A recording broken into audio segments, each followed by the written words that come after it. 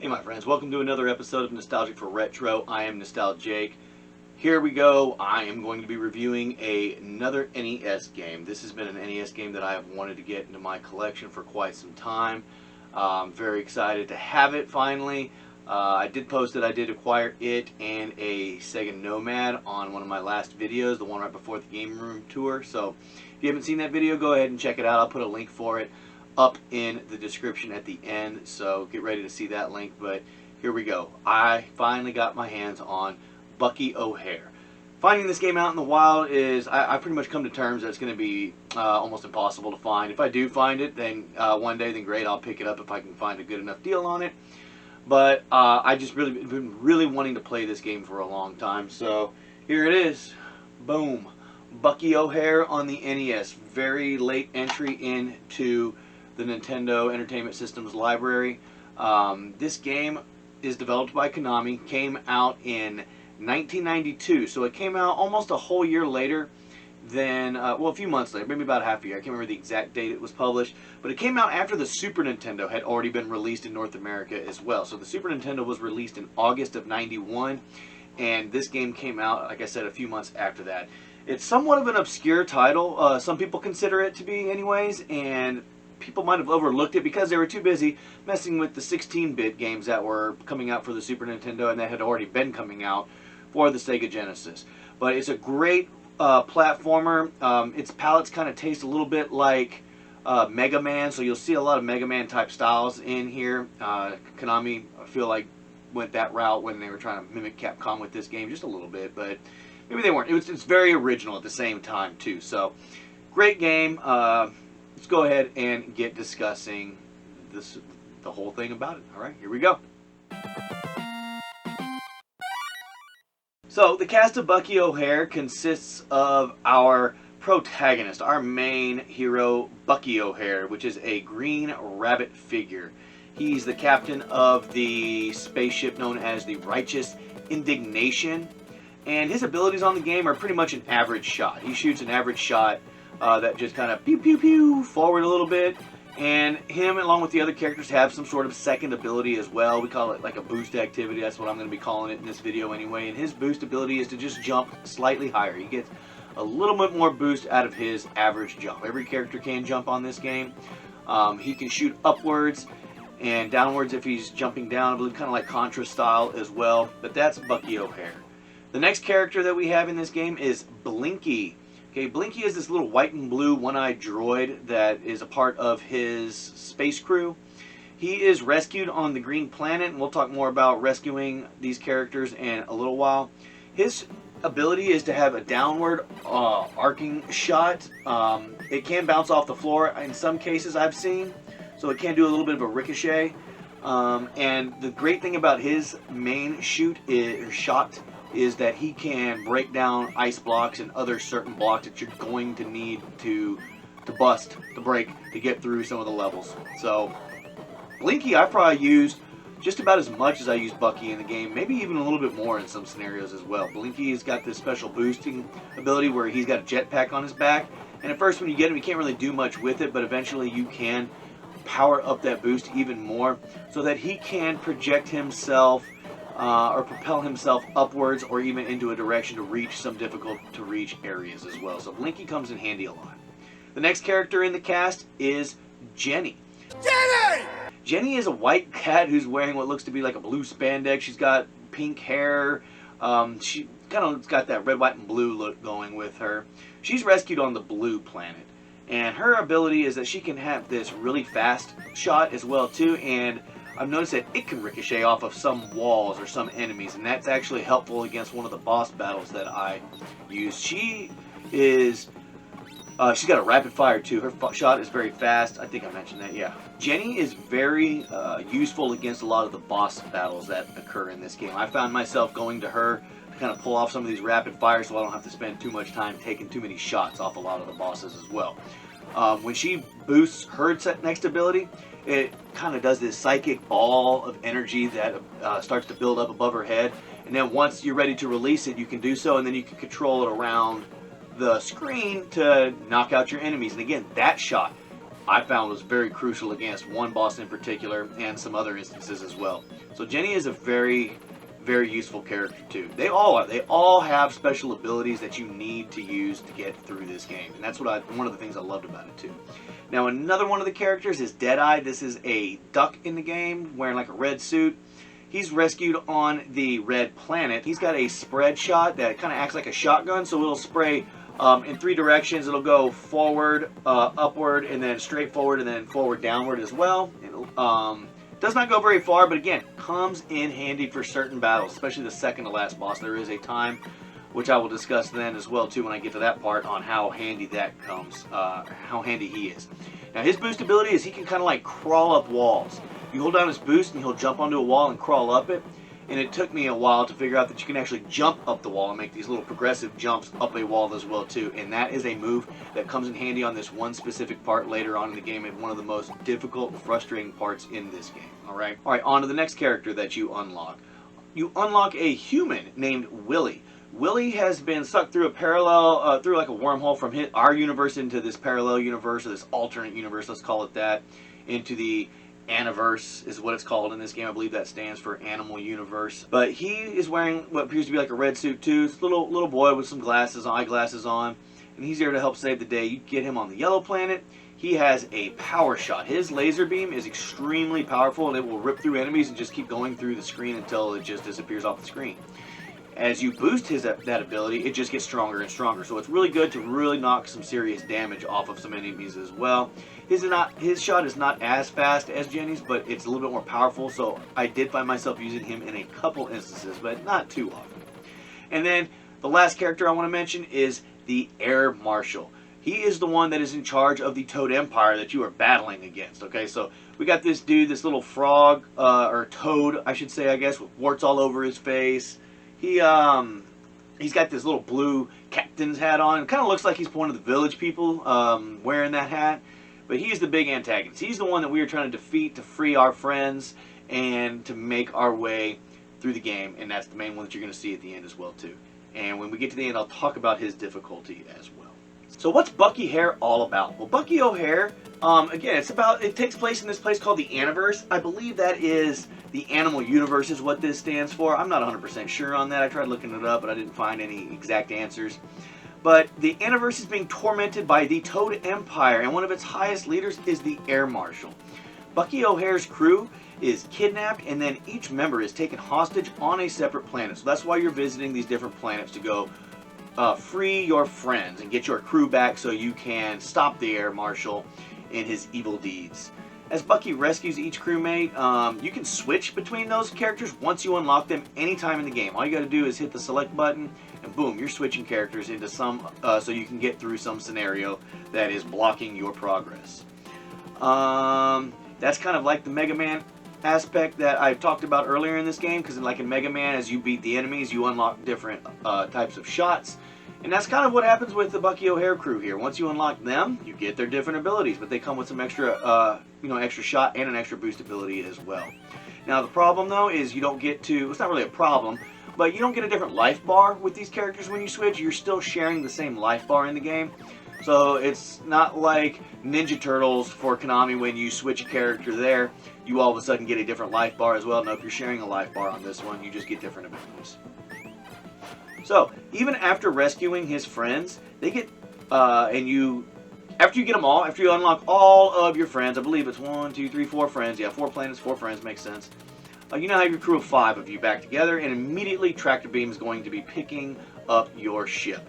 And once that happens, guess what? Your crewmates are taken hostage again. They're not spread around different planets, they are kept in the cell stage, the cell of the mothership that the Toad Empire is flying, that the Air Marshal is in control of. And it's just you and Blinky. So it's a good thing you have Blinky, because immediately you need him to even break out of your cell. There's a couple blocks breaking the way, not hard to figure out once you've gotten to that point in the game that you've got to bust those blocks out with his shot. And then you go about rescuing your other allies. So as you're going about that ship and you're trying to rescue your allies, once you reach one of them, you have to bust them out of the cell, but once you do get there, all of a sudden the air marshal shows up and he zaps them with some hypnotic laser beam that brainwashes them and turns your allies against you. So what you have to do is you have to fight your allies, and this task isn't too hard, but once you fight your allies, boom, they rejoin your crew again. So at the end of the story, you defeat the air marshal. Bucky and his crew end up escaping this exploding mothership, and they vow to save and help the Aniverse by now committing genocide against the Toad forces and wiping them all out. So we don't know what happens after that. Might play into the comics or the TV show, but I'm not going to get into that right now. I'm just here to talk about this awesome game. They're like saying, oh, let's go croak some toads. Nice. Now, I found this game to be extremely fun. It was definitely challenging, and in some cases, it was becoming very frustrating. Almost enough to get me to rage quit. Not really. I mean, I'm not throwing the controller around with this, but it did get me using some other vocabulary that you don't usually hear me use in these videos as well, too. So, playing the game is tough at sometimes. First half of the game, I didn't find too difficult. I was able to blow through the first 4 planets, the first half of the game, in about an hour's time.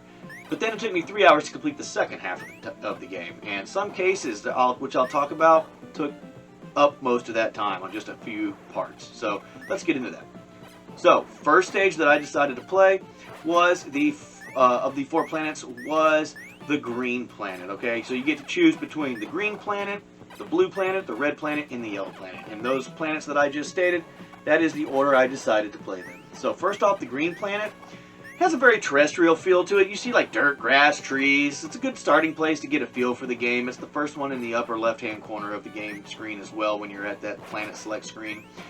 And it shows you how the game's going to have vertical platforming and horizontal platforming. Okay, of course it's got horizontal, but you also get to go up and down as well. When you get to that first boss, this guy right here, he's not too difficult. He's going to be throwing this big boulder at you and then charging at you. You just got to watch out for the shrapnel and watch out for his charge. As soon as he goes by, though, you jump over him. Pow, pow, pow, shoot him in the back over and over again, and he's gone. Not too difficult.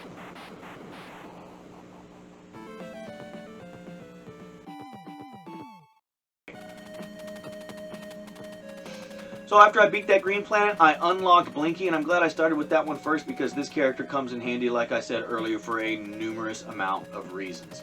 Blinky, I swear I played with him probably more in this game than Bucky. Maybe about equal time or so as those two. But yes, super crucial to get Blinky right off the gate. So I would suggest starting off with the green planet if you're playing this game. The second planet that I decided to go to after that was the blue planet. I went on down to the blue planet. I kind of consider this one I do consider it the ice planet. It is mostly ice. Sometimes, you know, your footing gets a little slippery when you're jumping around as well. But again, with Blinky and his little charge pack, he comes in handy on there. And it definitely comes in handy with Blinky. You need him on that stage because of these ice blocks that keep getting in your way. And his arc shot just takes them out. Takes out the ice blocks and some of these other blocks that you will see in this level and several others. So, as you're going through this level, you're going to see a lot of those purple stalactites hanging tight at the ceilings or in a bunch of at the bottom of different floors that arrive above your head. And watch out, because if you hit those, it's not going to take off some damage. It's going to gouge your skull and create an instant death. You will die as soon as your head touches one of those purple stalactites. Alright, so the boss for this blue planet is not too difficult either.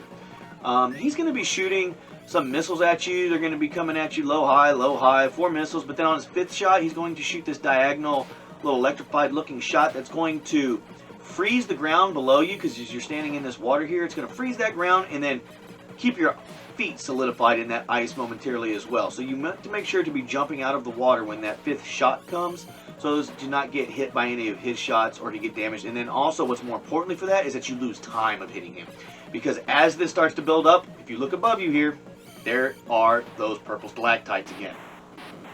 And as time goes and that water builds up, that ice builds up, you're going to touch your head on it. You're not going to be able to jump over his shots, his missiles, and that'll be that. So you just got to keep hammering away, hammering. Alright, so on to the red planet now. I call the red planet the lava planet, because it has got these volcanoes and little fire pits and lava streams that you have to avoid. Those volcanoes have vendettas against Bucky, I swear. And there are more stalactites in this level, so watch out for those. Now, I say this level has got one of the most challenging parts in the first half of the game, and it's because of this scene right here.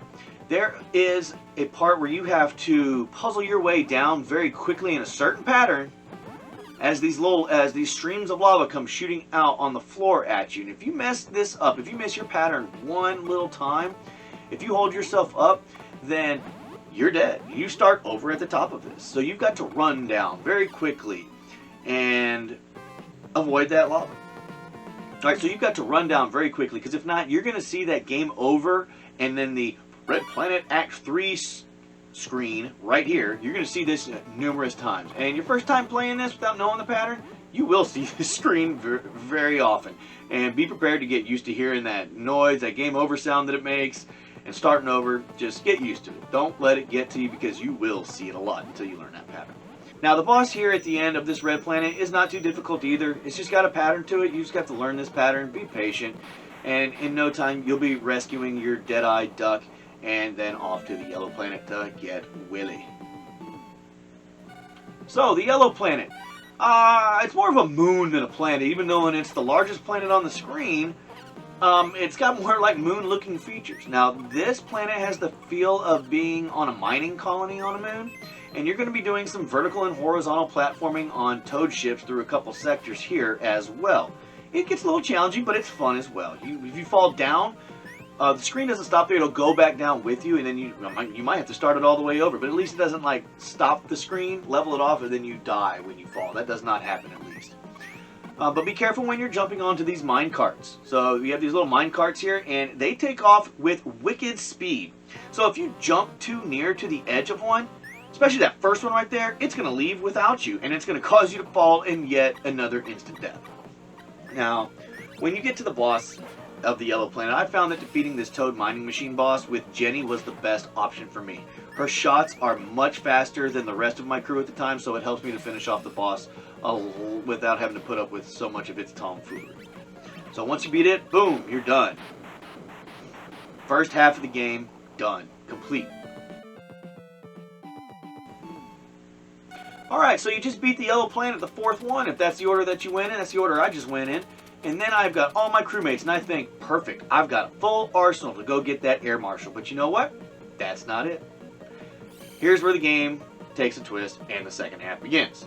For some reason, your crew is yet captured once again by a Toad mothership, and your crew has been taken captive. So this Toad mothership is a bit fun, but don't get me wrong, this part is the incredibly challenging and even at frustrating times part of the game.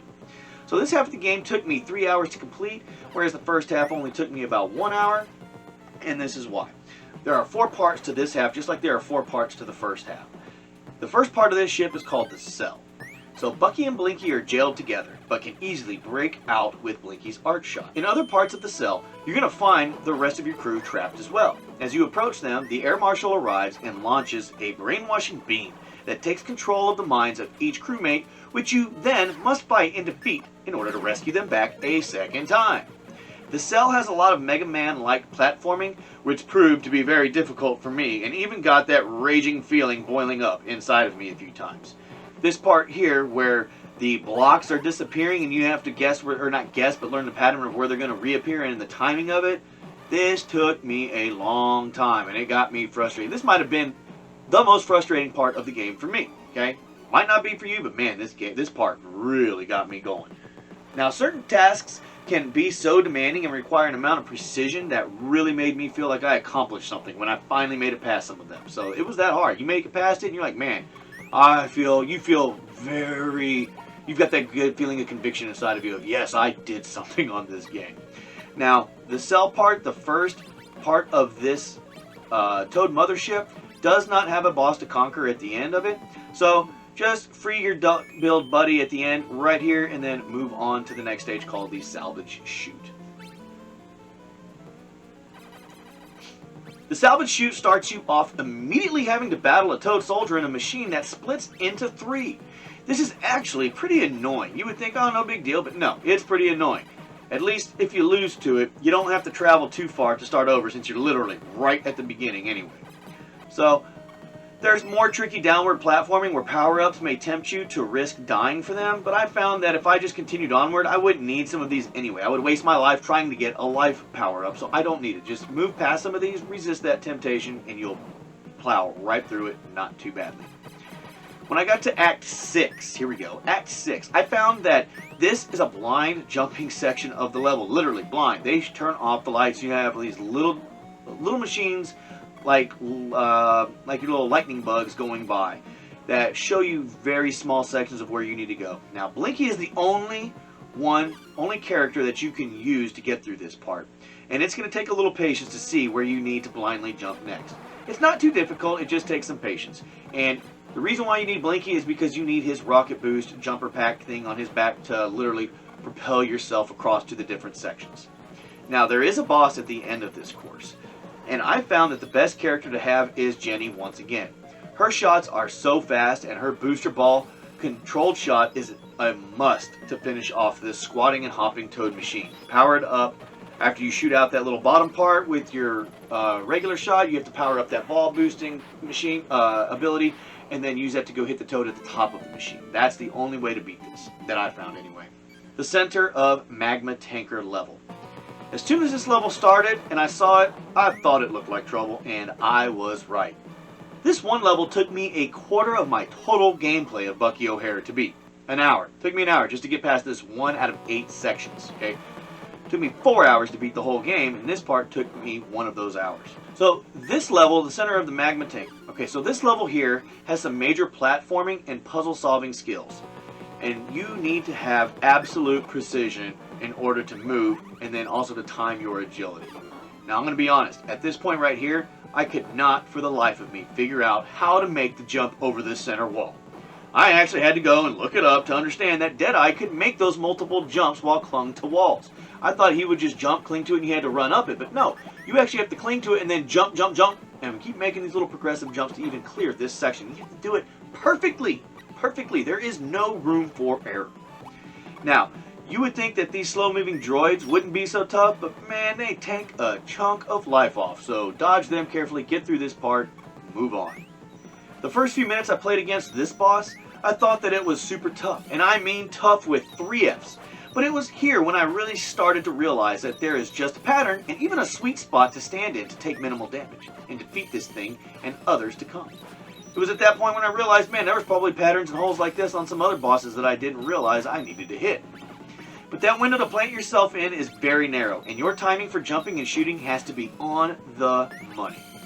Did I mention that people say this game is hard? Again, thank goodness for Infinite Continues. On to the final chapter, the escape. So now it's time to blast your way out of this toad turd of a mothership. The level itself is not very difficult after everything else experienced throughout this game, but man, the second to last boss fighting the toad rocket ship was a pain. The little green ball shots come at you without fail, so take those 4 guns right there out as quickly as you can. By the way, don't even think about getting near that ship. If you touch it so much as with a toenail or a little bit of a hangnail, you're done. You're fried. You got to start it all over. Defeating this part took me about 30 anguishing minutes. So, that last level before escape and this part right here, man, they took me some time. It took some time and some patience, and they got frustrating at some times. But after you defeat that airship, on to the Air Marshal.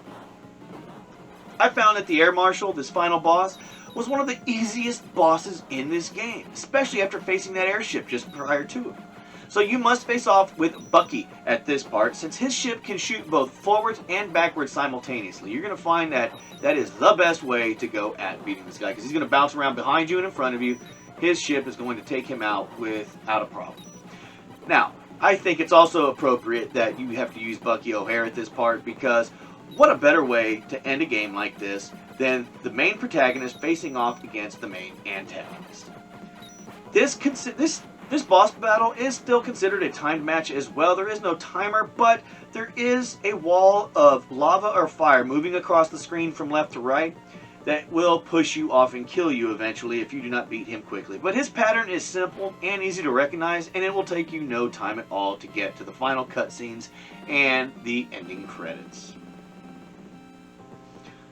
Alright, so what do I think about the NES game Bucky O'Hare? Well, this game is got the right amount of difficulty and challenge mixed into any game genre, I believe. Okay, I don't think it wasn't really a breeze to get through, but at the same time, it didn't make me want to rage quit either. It's got some ups and it's got some downs to it. A lot of positives from this game. It is a good challenge. The characters are unique and they're well thought out. The controls are nice and tight. They're not too slippery. It's not the game's fault if you mess something up. I did find at one point, though, that I was trying to shoot really quickly and I was doing it so fast that the controller thought that I was powering up my boost, and that did cost me a little bit, but that's the only complaint that I have, and it didn't happen that often. So I can't really say that's going to hold me back from saying anything too negative about this game. I like the fact that there's individualistic skills that each character has that you have to use to get through the levels and face some of these bosses. I love that part about this game. It's what breaks it up and makes it not so monotonous. The visuals on the game look great. I think the level design is excellent. The cutscenes show a decent story, but it kind of lacks a little bit of a background. And again, I didn't really know about Bucky O'Hare even growing up in the time where it was coming out, and it was probably at its prime. I didn't know much about this character. So unless you know a lot about it, you're not going to understand the story too much. It's just going to seem very simplistic if this is your first experience with Bucky O'Hare. Now, the sound effects are pretty good on the game as well, too. They match up appropriately with what's happening during the action.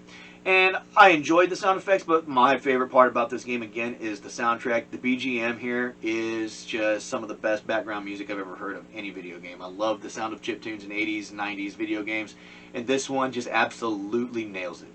Alright, so what would I rate this game? On a scale of 10, I would give this a 9.5. There is a little bit, that one little issue with the controls where your boost might get in the way of you actually trying to pull some other shot off, and the lack of story being too in-depth. Maybe there's more in the instruction manual, which I don't have. That's something else I miss about, or I don't like about some of these modern games. You don't have that background story in an instruction manual to tell you everything that's going on. But that's why I gave half a point off of it anyway. But this game is excellent.